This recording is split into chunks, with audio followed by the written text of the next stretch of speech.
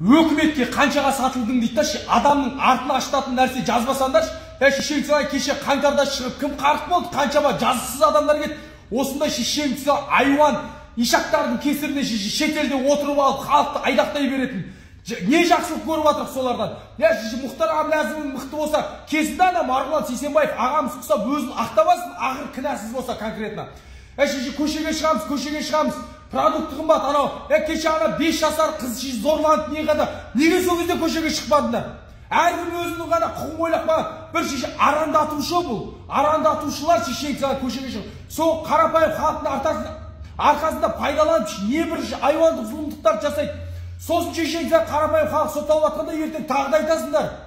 Ағайындар, мен сіздерге айтайын, бізге көтеріс тым керек емес. Тойлап жүрік, шешесіне рахмет. Шымкентте бір туысқаным айтады, аптасына 4 мәрте тойға барам дейді. Сол той бізге керек па? Кеше шешенсіз Астанада бір кішкене штекердің артын іздеп базарда жүргенім. Шешенсіз электронный товар сататын бір қазақты көрген жоқпын, думғандар бәрі. Қытайлар ма білмеймін шешенсіз. Орысша зорға сөйлеп тұр. Нартың бәрі елімізде жүріп жаулап алған шешенсіз шетелден келген адамдар. Ұйықтап жүріп конкретно шешесіз.